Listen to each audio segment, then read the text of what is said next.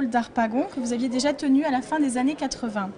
Que vous inspire ce rôle? À quoi vous renvoie-t-il? Mais il me renvoie à l'argent.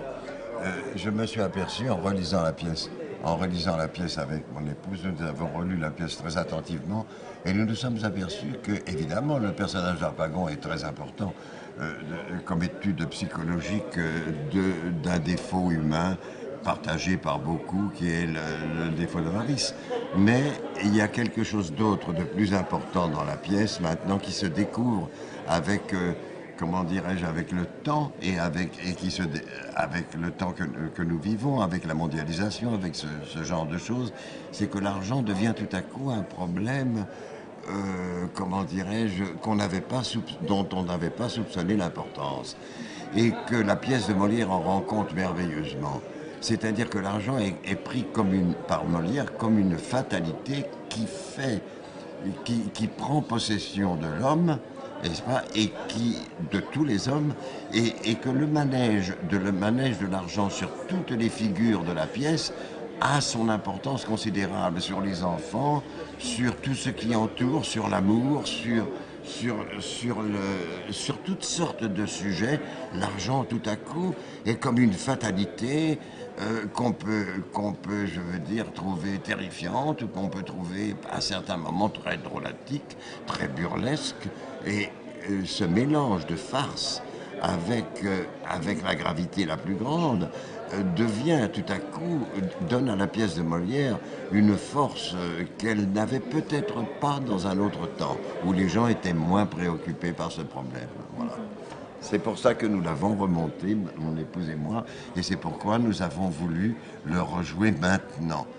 Pour dire à quel point Molière, je veux dire, est immense, parce que c'est vrai que c'est un sujet avec lequel on n'aurait pas eu forcément un intérêt énorme il y a 20 ans, et que maintenant il devient tout à coup comme étant le sujet principal de nos préoccupations.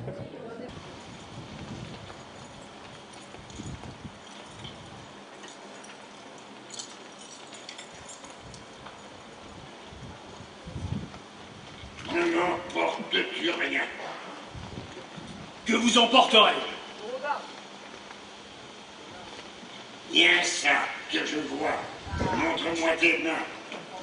Les voilà.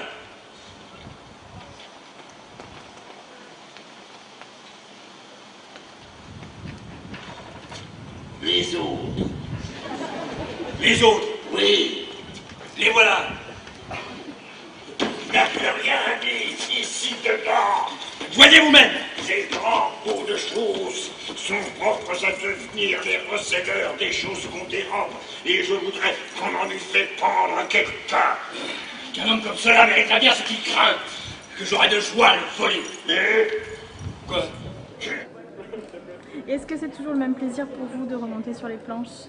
Oh, c'est toujours la même angoisse et c'est toujours le même plaisir une fois que c'est fait. Mais il faut le faire, évidemment. Alors le moment de le faire est toujours un moment, je veux dire, dans la journée, la pièce accompagne l'acteur, tous les acteurs.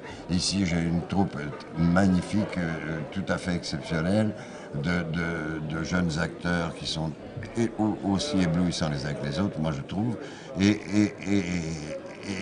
Mais je sais que cette pièce nous accompagne tous depuis 1 an et demi déjà, et va nous accompagner encore 6 mois, 8 mois dans le courant de l'année prochaine, et puis après nous arrêterons d'être, comment dirais-je, admiratifs.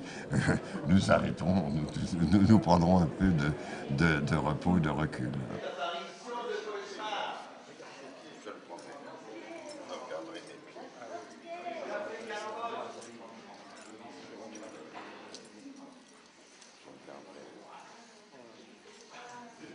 Et dernière question, est-ce que le cinéma vous manque? Est-ce que vous avez prévu d'autres rôles sur grand écran? Non, le cinéma ne me manque pas, parce que le cinéma, je l'ai toujours considéré comme quelque chose de moins important dans mon esprit. Mais je trouve ça, c'est un art admirable, hein, c'est un art extraordinaire.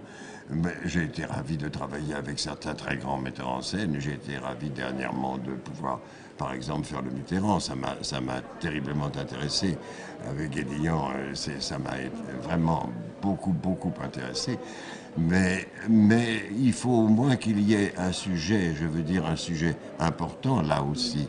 Parce que je suis gâté, évidemment, depuis l'âge de 17 ans, je joue beaucoup de chefs-d'œuvre et de grands auteurs. Alors évidemment, j'ai un peu une déformation, si vous voulez, avec le cinéma. Alors si le scénario n'est que simplement un scénario de divertissement ou de choses comme ça m'intéresse évidemment moins que le grand sujet que je vais trouver au théâtre. Alors je préfère le théâtre à ce moment-là. Mais si je trouve un grand sujet qui m'intéresse ou un grand personnage qui en représente des millions dans l'esprit des spectateurs et qui est important à faire, alors à ce moment-là, je deviens très ami avec le cinéma, mais seulement dans ces circonstances-là.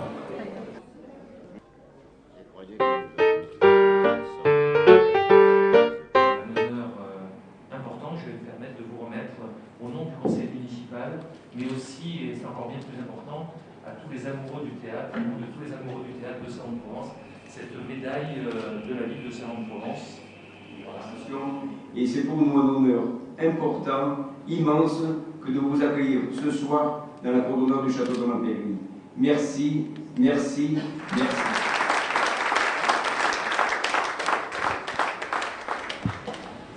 Au revoir, mon ami.